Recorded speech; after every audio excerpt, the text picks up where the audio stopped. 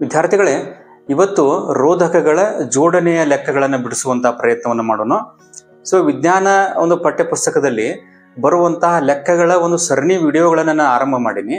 ರೋಧಶೀಲತೆ, ಮಸೂರದ ಸಾಮರ್ಥ್ಯ, ದೃಷ್ಟಿದೋಷಕ್ಕೆ ಸಂಬಂಧಪಟ್ಟಂತ ಲೆಕ್ಕಗಳು ಮತ್ತು ಪೀನದರ್ಪಣಕ್ಕೆ ಸಂಬಂಧಪಟ್ಟಂತ ಲೆಕ್ಕಗಳನ್ನು ಅತಿ ಸುಲಭವಾಗಿ ಹೆಂಗೆ ಬಿಡಿಸಬೇಕು ಅನ್ನುವಂಥದ್ರ ಬಗ್ಗೆ ಸರಳ ಒಂದು ಉಪಾಯಗಳನ್ನು ಆ ವಿಡಿಯೋಗಳಲ್ಲಿ ಹೇಳಿದ್ದೀನಿ. ಅವುಗಳನ್ನ ನೋಡಿಲ್ಲ ಅಂತಂದ್ರೆ ಡಿಸ್ಕ್ರಿಪ್ಷನ್ ಒಳಗೆ ಅದರ ಲಿಂಕ್ ಹಾಕಿರ್ತೀನಿ. ಆ ವಿಡಿಯೋಗಳನ್ನು ತಾವು ನೋಡಿ ಸುಲಭವಾಗಿ ಲೆಕ್ಕಗಳನ್ನ ಬಿಡಿಸಬಹುದು. ಜೊತೆಗೆ ವಾಟ್ಸಪ್ ಗ್ರೂಪ್ನ ಲಿಂಕ್ ಕೂಡ ಡಿಸ್ಕ್ರಿಪ್ಷನ್ ಒಳಗೆ ಐತೆ. ಅದನ್ನು ಕ್ಲಿಕ್ ಮಾಡುವ ಮೂಲಕ ಜಾಯಿನ್ ಆಗಿದ್ದರ ಲಾಭವನ್ನು ಕೂಡ ತಾವು ಪಡಿಬಹುದು ಅಂತ ಹೇಳ್ತಾ, ಬನ್ನಿ ಮಕ್ಕಳೇ, ನೇರವಾಗಿ ಸರಣಿ ಮತ್ತು ಸಮಾಂತರ ಜೋಡಣೆಗಳಿಗೆ ಸಂಬಂಧಪಟ್ಟಂತಹ ಲೆಕ್ಕಗಳನ್ನು ಮಾಡೋಣ. ಅದಕ್ಕಿಂತ ಮೊದಲ ರೋಧಕಗಳನ್ನ ಯಾವ ರೀತಿ ನಾವು ಜೋಡಿಸ್ತೀವಿ ಅನ್ನೋದನ್ನ ನೋಡೋಣ. ನಾವು ಅಂದ್ರೆ ಸರಣಿ ಮತ್ತು ಸಮಾಂತರ ಅಂತ ಯಾವ ರೀತಿ ನಾವು ಕಂಡು ಹಿಡಿಬಹುದು. ಇದು ಒಂದು ರೋಧಕ ಈ ರೀತಿ ಇಲ್ಲಿ ಐತಿ. ಇದಕ್ಕೆ ನಾವೇನು ನೋಡ್ರಿ, ಇದು ಸ್ಟಾರ್ಟಿಂಗ್ ಪಾಯಿಂಟು ಎಸ್ ಅಂತೇನ, ಇದಕ್ಕೆ ಇದು ಎಂಡಿಂಗ್ ಪಾಯಿಂಟು. ಒಂದು ರೋಧಕದ ಎಂಡಿಂಗ್ ಪಾಯಿಂಟಿಗೆ ಇನ್ನೊಂದು ರೋಧಕದ ಸ್ಟಾರ್ಟಿಂಗ್ ಪಾಯಿಂಟ್ ಜಾಯಿಂಟ್ ಆಕತಿ, ಮತ್ತಿದು ಎಂಡ್ ಆಕತಿ. ಇನ್ನೊಂದು ರೋಧಕ ಏನಾಕತ್ರಿ, ಇದ್ರ ಎಂಡ್ ಪಾಯಿಂಟಿಗೆ ಅದು ಜಾಯಿಂಟ್ ಆಕತಿ. ಹೀಗೆ ರೋಧಕಗಳು ಒಂದೇ ಕ್ರಮದಾಗ ಒಂದೇ ಲೈನ್ದಾಗ ಸರಣಿ ಒಳಗೆ ಏನಾಕವ ಜೋಡಣೆಗೊಳ್ತಾ ಇಲ್ಲಿ ಕರೆಂಟ್ ಏನಾಕತಿ ಅವುಗಳ ಮೂಲಕ ಫ್ಲೋ ಆಕತಿ. ಸಪೋಸ್ ಅನ್ಕೊಳ್ಳೋಣ, ನಾವಿಲ್ಲಿ ಇಲ್ಲಿಂದ ಕರೆಂಟ್ ಆಯ್ ಬಂದತಿ ಅಂತಂದ್ರೆ ಈ ಒಂದನೇ ರೋಧಕದಾಗನು ಕರೆಂಟ್ ಆಯ್ ಹೋಗತಿ. ಈ ಎರಡನೇ ರೋಧಕದಾಗನು ಕರೆಂಟ್ ಆಯ್ ಹೋತು, ಮೂರನೇ ರೋಧಕದಲ್ಲಿಯೂ ಕೂಡ ಕರೆಂಟ್ ಆಯ್ ಹೋಗತಿ. ಕರೆಂಟ್ ಎಲ್ಲೂ ಡಿವೈಡ್ ಆಗತ್ತಿಲ್ಲ ಇಲ್ಲಿ. ಯಾಕಂತಂದ್ರೆ ರೋಧಕಗಳು ಒಂದ ಲೈನ್ದಾಗನ ಜಾಯಿಂಟ್ ಆಗ್ಯಾವ. ಈ ರೀತಿ ಜಾಯಿಂಟ್ ಆದ್ರೆ ಇದಕ್ಕೆ ನಾವೇನಂತೀವಿ, ರೋಧಕಗಳ ಸರಣಿ ಜೋಡಣೆ ಅಂತ ಕರಿತೀವಿ. ರೋಧಕಗಳ ಸರಣಿ ಜೋಡಣೆ ಲೆಕ್ಕಾಚಾರ ಮಾಡ್ಬೇಕಂತಂದ್ರ ನೀವು ಸೂತ್ರ ಕಲಿತೀರ already. RS = R1 + R2 + R3 up to ಎಲ್ಲಿ ಮಠ ಅಂತಂದ್ರೆ ಅಪ್ ಟು RN ಮಠ ಅಂತ ಕಲಿತೀರಿ. ಇನ್ನು ಎರಡನೇ ರೀತಿ ಜೋಡಣೆ ಯಾವ ರೀತಿ ಐತಿ ಅಂತಂದ್ರೆ, ಇಲ್ಲಿ ನೀವು ಇಲ್ಲಿ ಚಿತ್ರದಲ್ಲಿ ನೋಡಬಹುದು ಏನಾಗತತಿ ಅಂತಂದ್ರೆ, ಇಲ್ಲಿ ಕರೆಂಟ್ ಇದ್ದಿದ್ದು ಡಿವೈಡ್ ಆಗತೈತಿ. ಹೆಂಗೆ ನೋಡ್ರಿ, ಇಲ್ಲಿ ಅನ್ಕೊಳ್ಳೋಣ ನಾವು, ಇಲ್ಲಿ ಒಂದು ವೋಲ್ಟೇಜ್ದಿಂದ ಕರೆಂಟ್ ಫ್ಲೋ ಆಗತೈತಿ. ಇಲ್ಲಿ ಕರೆಂಟ್ ಆಯ್ ಬಂತು, ಇಲ್ಲಿಂದ ಕೂಡ ಕರೆಂಟ್ ಇಲ್ಲಿ ಆಯ್ ಬಂತು. ಇಲ್ಲಿ ಬಂದ್ಮೇಲೆ ನೋಡ್ರಿ, ಕರೆಂಟ್ ಮುಂದೆ ಹೋಗ್ಬೇಕಂತಂದ್ರೆ ಇಲ್ಲಿ ಒಂದು ಜಾಯಿಂಟ್ ಐತಿ. ಇಲ್ಲೊಂದು ಜಾಯಿಂಟ್ ಕಾಣತತ್ ನಮಗ. ಈ ಜಾಯಿಂಟಿಗೆ ಏನಾತಪ್ಪ ಅಂದ್ರೆ ಕರೆಂಟ್ ಬಂದು ಕರೆಂಟಿಗೆ ಮೂರು ಹಾದಿಗಳು, ಮೂರು ದಾರಿಗಳು ಕೊಂಡೋದಕ್ಕ. ಹಂಗಾರೆ ಕರೆಂಟ್ ಬಂದಾಗ ಕೆಲವೊಂದು ಕರೆಂಟು ಈ ಕಡೆ ಹೋಯ್ತು, ಕೆಲವೊಂದು ಕರೆಂಟ್ ಇಲ್ಲಿ ಬಂತು, ಕೆಲವೊಂದು ಕರೆಂಟ್ ಈ ಕಡೆ ಹೋಯ್ತು. ಇವಕ್ಕೆ ನಾವೇನನ್ನೋನು, ಇದಕ್ಕೆ I1 ಅಂತನೂ, ಇಲ್ಲಿ ಬಂದಂತಹ ಕರೆಂಟಿಗೆ I2 ಅಂತನೂ, ಇಲ್ಲಿ ಬಂದಂತಹ ಕರೆಂಟಿಗೆ I3 ಅಂತನೂ. ಮೇಲಿನ ರೋಧಕದಾಗ I1 ಫ್ಲೋ ಆಗಿ ಬಂತು, ಎರಡನೇ ರೋಧಕದಾಗ I2 ಫ್ಲೋ ಆಯ್ತು, ಮೂರನೇ ರೋಧಕದಾಗ I3 ಫ್ಲೋ ಆಗಿ, ಮತ್ತೆ ಈ ನಿರ್ಗಮ ಬಿಂದುವಿನಿಂದ ಬಂದಾಗ ಮೂರು ಕೂಡಿ ಮತ್ತೇನಾತಪ್ಪ ಅಂದ್ರೆ ನಮಗ ಆಯನ ಆತು. ಅಂದ್ರೆ ಇಲ್ಲಿ ಏನು ವ್ಯತ್ಯಾಸ ಇದಕ್ಕ ಅಂತಂದ್ರೆ, ಕರೆಂಟ್ ಬಂದು ಅದಕ್ಕೆ ಮೂರು ದಾರಿಗಳು ಕಂಡು. ಹಂಗಾರೆ ಕರೆಂಟ್ ಎಲ್ಲಿ ಡಿವೈಡ್ ಆಕತಿ, ಅದಕ್ಕೆ ಒಂದಕ್ಕಿಂತ ಹೆಚ್ಚಿಗೆ ಪಾಯಿಂಟ್ ಏನರ ಕಂಡು ಅಂತಂದ್ರೆ ಕರೆಂಟ್ ಎಲ್ಲಿ ಡಿವೈಡ್ ಆಗತೈತಿ ಅದಕ್ಕೆ ನಾವೇನಂತೀವಿ, ಸಮಾಂತರ ಜೋಡಣೆ ಅಂತ ಕರಿತೀವಿ.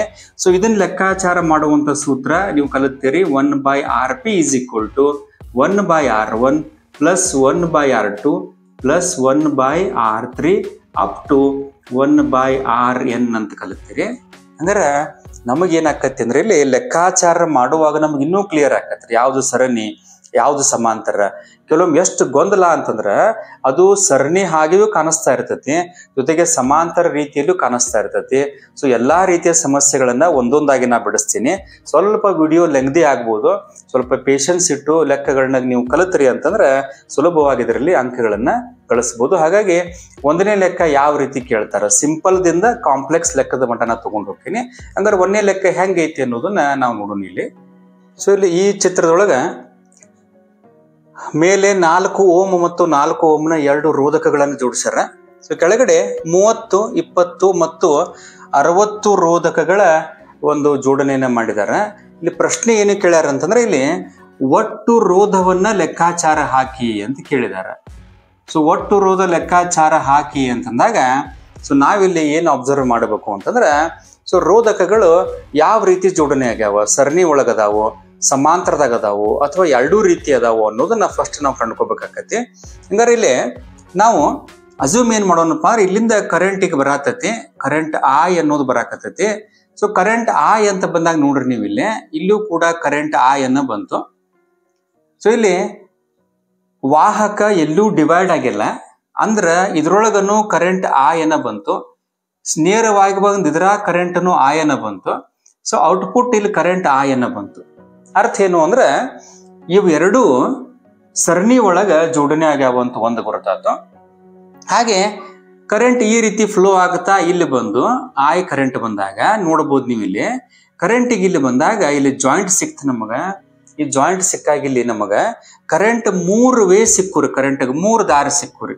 ಕರೆಂಟ್ ಕೆಲವಷ್ಟು ಕರೆಂಟ್ ಹಿಂಗೆ ಹೋತು, ಕೆಲವೊಂದು ಕರೆಂಟ್ ಈ ರೀತಿಯಾಗಿ ಹೋತು, ಕೆಲವೊಂದು ಈ ರೀತಿಯಾಗಿ ಹೋತು ಅನ್ಕೊಳ್ಳೋಣ್ರಿ ನಾವಿಲ್ಲಿ. ಇದಕ್ಕೆ I1 ಅನ್ನೋನು, ಇದಕ್ಕೆ I2 ಅನ್ನೋನು, ಇದಕ್ಕೆ I3 ಅನ್ನೋನು.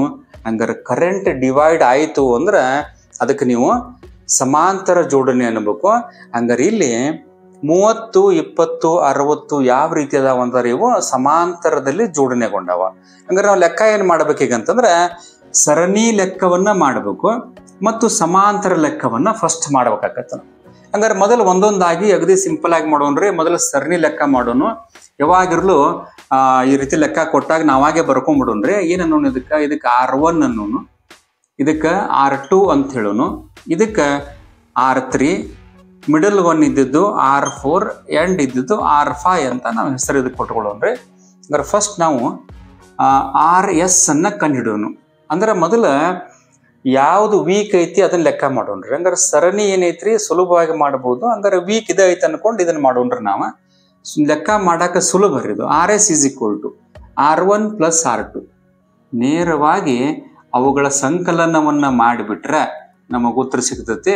ಸೊ 4 + 4 ಎಷ್ಟು ಆತಪ್ಪ ಅಂದ್ರೆ ಇದು ಒಟ್ಟು 8 ಓಮ್ ನಮಗೆ ಸಿಕ್ತು. ಸೊ ಮೇಲಿನ 2 ರೋಧಕಗಳು ಕೂಡಿ ಈಗ ಟೋಟಲ್ ಆಗಿದ ರೋಧ ಎಷ್ಟಪ್ಪ ಅಂದ್ರೆ 8 ಓಮ್ ಆಯ್ತು.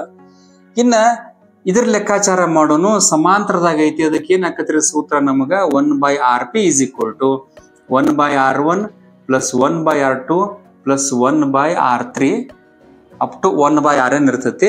ಹಂಗಾರೆ ಬೆಲೆಗಳನ್ನ ತುಂಬ್ರಿ. ಇಲ್ಲಿ ನಾವು R3, R4, R5 ಅಂತ ನಾಮಕರಣ ಕೊಟ್ಟಿವಿ. ಅದಕ್ಕೆ ಇದಕ್ಕೆ R3, R4, R5 ಅಂತ ಹೇಳೋನು. ಸೊ 1/R3 = ಎಷ್ಟು ಐತ್ರಿ 1/30 ಪ್ಲಸ್ R4 20 ಐತಿ ಪ್ಲಸ್ R5 ಎಷ್ಟು ಐತ್ರಿ 60 ಐತಿ. ಸೊ ಇವುಗಳ ಒಂದು ಲಸ ತೆಗೆದಾಗ ಎಷ್ಟು ಬರ್ತೈತಿ ಇದು 60 ಬರ್ತೈತಿ. ಹಂಗಾರೆ 32 23 61. ಸೊ 2 1 2 ಪ್ಲಸ್ ಇಲ್ಲಿ 3 1 3 ಪ್ಲಸ್ 1 1 1. ಟೋಟಲ್ ಎಷ್ಟಾಯ್ತು ನೋಡ್ರಿ ಅದು 6/60 ಆಯ್ತು. ಹಂಗಾರೆ ಇಲ್ಲಿ ಇದನ್ನ ನಾವು ಸಿಂಪ್ಲಿಫೈ ಮಾಡಿದಾಗ ಎಷ್ಟು ಬಂತು ಅಂದ್ರೆ 1/10 ಬಂತು. ಹಂಗಾರೆ 1/Rp = 1/10 ಬಂತು. ನನಗೆ RP ಬೇಕಾಗೈತಿ.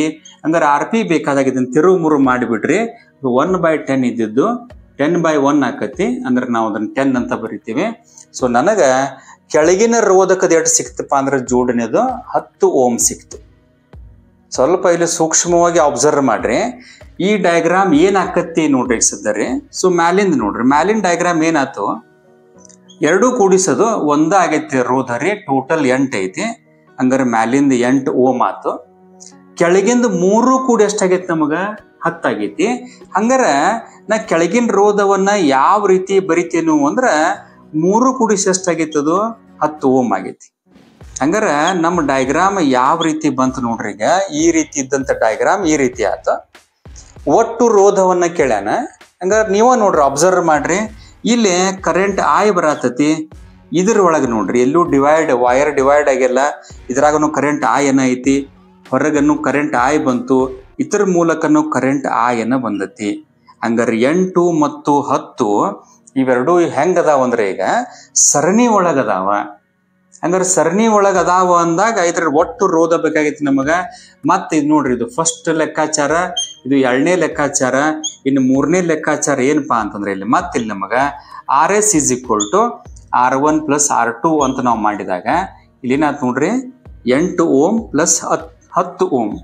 ಸೊ 8 Ω + 10 Ω ಟೋಟಲ್ ನಮಗೆ ಎಷ್ಟು ಸಿಕ್ತು ಅಂದ್ರೆ 18 Ω ಸಿಕ್ತು. ಹಿಂಗಾರೆ ಒಟ್ಟು ರೋಧ ನೋಡ್ರಿ ನಮಗೆ 18 Ω ಸಿಕ್ತು. ಹಿಂಗ ಒಂದೊಂದೇ ಹಂತಗಳನ್ನ ನಾವು ಮಾಡ್ಕೊಂತ ಹೋದ್ರೆ ಸುಲಭವಾಗಿ ರೋಧವನ್ನ ಕಂಡುಹಿಡಿಬಹುದು. ಸೊ ಈ ಲೆಕ್ಕಕ್ಕೆ ಸುಮಾರು ಕನಿಷ್ಠ 3 ಅಂಕಗಳನ್ನ ಇಟ್ಟಿರ್ತಾನೆ. ಸೊ ನಾ ಹೇಳೇನೆ ಮೊದಲ ನಿಮಗೆ, ಲೆಕ್ಕದಲ್ಲಿ ಅಂಕಗಳನ್ನ ಕಟ್ ಮಾಡುವಂತ ಚಾನ್ಸೇ ಇಲ್ಲ ಲೆಕ್ಕ ಸರಿ ಇತ್ತಂತಂದ್ರೆ. ಹೀಗಾಗಿ ನೀವು ಸುಲಭವಾಗಿ ಹಿಂಗೆ ಲೆಕ್ಕಾಚಾರವನ್ನು ಮಾಡಬಹುದು. ಸೊ ಜಿಲ್ಲಾ ಮಟ್ಟದ ಒಂದು ಸರಣಿ ಪರೀಕ್ಷೆಯೊಳಗೆ ಈ ಲೆಕ್ಕ ಬಿದ್ದಿತ್ತು. ಒಟ್ಟು 3 ಅಂಕದ ಒಂದು ಲೆಕ್ಕಕ್ಕೆ ಇದನ್ನ ಕೇಳಿದ್ರು. ಏನು ಪ್ರಶ್ನೆ ಕೇಳಿದ್ರು ಅಂದ್ರೆ ಒಟ್ಟು ರೋಧವನ್ನ ಕೇಳಿದ್ರು. ನಮಗಿಲ್ಲೇ ಟೋಟಲ್ ರೋಧ ಎಷ್ಟು ಅಂತ ಕೇಳಿದ್ರು, ಜೊತೆಗೆ ವಿದ್ಯುತ್ ಪ್ರವಾಹವನ್ನ ಕಂಡುಹಿಡ್ರಿ ಅಂತ ಕೇಳಿದ್ರು. ಹಂಗಾರೆ ನೋಡ್ರಿ, ಹಂಗಾರಿಲ್ಲೇ ಮೊದಲ ಸರಣಿ ಒಳಗೆ ಜೋಡಣೆ ಆಗಿತ್ತು ಅಥವಾ ಸಮಾಂತರ ಜೋಡಣೆ ಆಗಿತ್ತು ನೋಡ್ರಿ. ಸೊ ಕರೆಂಟ್ ಇಲ್ಲಿ ಫ್ಲೋ ಆಯ್ತು, ಕರೆಂಟ್ ಬಂತು. ಇಲ್ಲಿ ಬಂದ್ ಕೂಲೆ ನೋಡ್ರಿ, ಇಲ್ಲೇ ಜಾಯಿಂಟ್ ಐತಿ. ಹಂಗಾರೆ ಕರೆಂಟ್ಗೆ 2 ದಾರಿ ಸಿಕ್ಕುರಿ. ಹಂಗಾರೆ ಕರೆಂಟ್ ಡಿವೈಡ್ ಆಗೈತಿ. ಹಂಗಾರೆ ಇದೇನಾಗೈತ್ರಿ, 10 ಮತ್ತು 40 ಓಮ್ಗಳು ಸಮಾಂತರದಲ್ಲಿ ಜೋಡಣೆ ಆಗ್ಯಾವ. ಅದೇ ರೀತಿ ಕರೆಂಟ್ ಇಲ್ಲಿ ಫ್ಲೋ ಆಗಿ ಬಂದಾಗ ಇಲ್ಲೂ ಕೂಡ ಏನೈತ್ರಿ, ಕರೆಂಟ್ 3 ಒಂದು ಪಥದಲ್ಲಿ ಸಂಚಾರ ಮಾಡಕತ್ತೈತಿ. ಹಂಗಾರೆ ಇವು ಕೂಡ ಕೆಳಗಿನ 3 ರೋಧಕಗಳು ಕೂಡ ಸಮಾಂತರದಾಗ ಜೋಡಣೆ ಆಗ್ಯಾವ. ಹಂಗಾರೆ ಇದನ್ನ ಮತ್ತು ಇದನ್ನ ಲೆಕ್ಕ ನಾವು ಬೇರೆ ಬೇರೆ ಮಾಡ್ಕೋಬೇಕು. ಯಾಕಂದ್ರೆ ಎರಡೂ ಏನದಾವ್ರಿ, ಮಂಡಲಗಳಿಂದವ ಬೇರೆ ರೀತಿಯ ವಿಭಿನ್ನ ಜೋಡಣೆಯನ್ನು ಹೊಂದ್ಯಾವ. ಅಂದ್ರೆ ಫಸ್ಟ್ ನಾವು ಅಲ್ಲಿಂದ ಮಾಡೋಣ್ರಿ. ಸೊ 1/Rp = 1/R1 + 1/R2 ಮಾಡೋಣ್ರಿ ಇಲ್ಲಿ.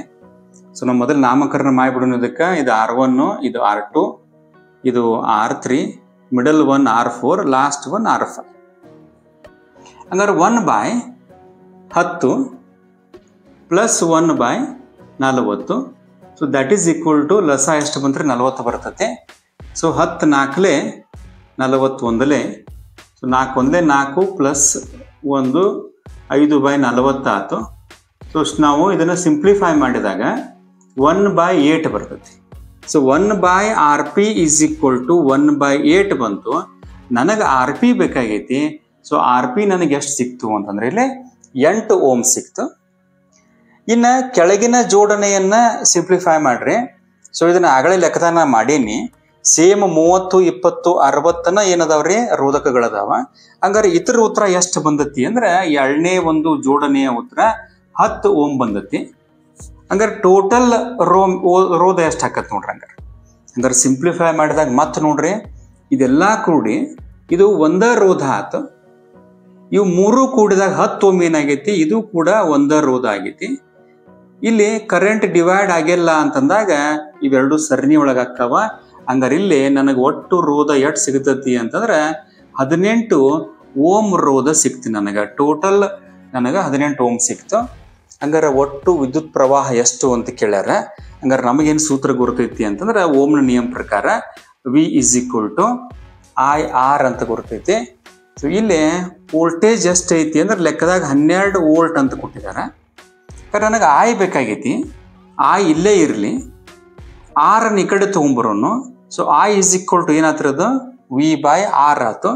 ಸೊ V 12 ವೋಲ್ಟ್ ಐತಿ, ಡಿವೈಡೆಡ್ ಬೈ ಟೋಟಲ್ ನಮಗೆ ಎಷ್ಟಾಗೈತಿ ಇರಲಿ 18 Ω ಬಂದತಿ.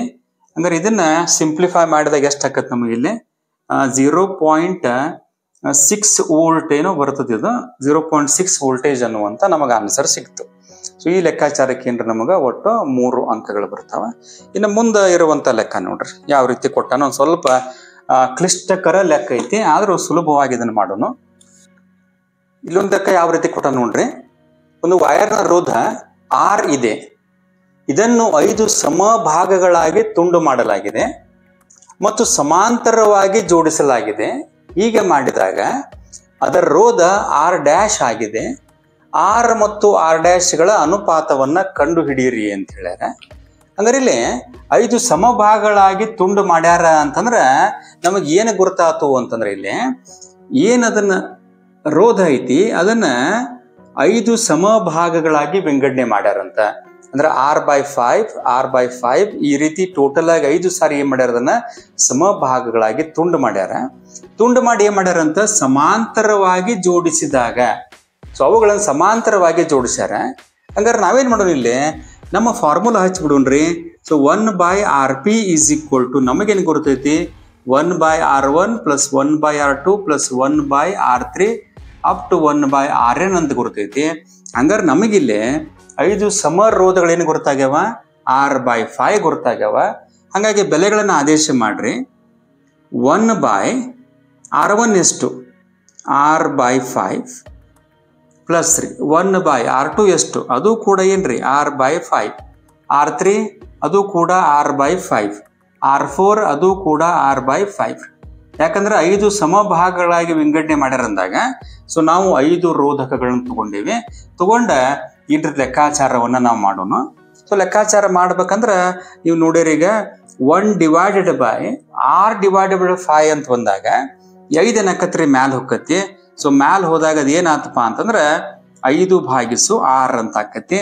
ಸೊ ಇಲ್ಲಿ 5/R. ಸೊ ಪ್ರತಿಯೊಂದು 5/R ಅಂತ ಆದಾಗ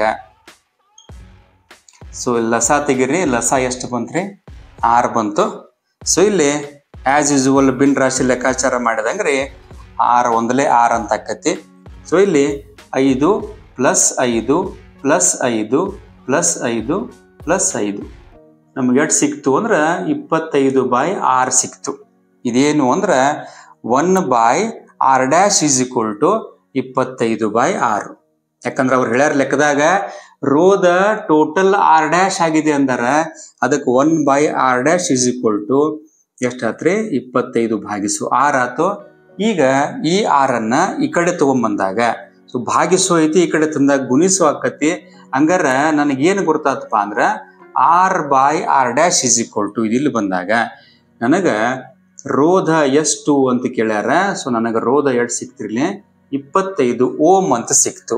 ಸೊ ಅದರ ಆನ್ಸರ್ ಎಷ್ಟಾಕತಿಲ್ಲ 25 ಓಮ್ ಅಂತ ನಮಗ ಲೆಕ್ಕದಾಗ ಗುರ್ತಾಕತಿ. ಇನ್ನೊಂದು ಲೆಕ್ಕ ಇದು ವಾರ್ಷಿಕ ಪರೀಕ್ಷೆಯಲ್ಲಿ 2 ಸಲ, ಜೊತೆಗೆ ಸರಣಿ ಪರೀಕ್ಷೆಯಲ್ಲಿ ಕೂಡ ಬಹಳ ಸಲ ಬಂದತಿ. ಏನ್ ಪ್ರಶ್ನೆ ಕೇಳ್ಯಾನ, 3 ಓಮ್ನ 3 ರೋಧಕಗಳನ್ನ ಯಾವ ರೀತಿ ಜೋಡಿಸಿದ್ರೆ ನನಗೆ ಒಟ್ಟು ರೋಧ 4.5 ಸಿಗಬೇಕು, ಇನ್ನೊಂದು ರೀತಿ ಜೋಡಿಸಿದ್ರೆ 2 ಸಿಗಬೇಕು. ಹಂಗಾರೆ ರೋಧಕಗಳನ್ನ ಯಾವ ರೀತಿ ಜೋಡಿಸ್ರೆ ಇಷ್ಟು ಉತ್ತರ ಬರ್ತತಿ ಅಂತ ಕೇಳ್ಯಾನ.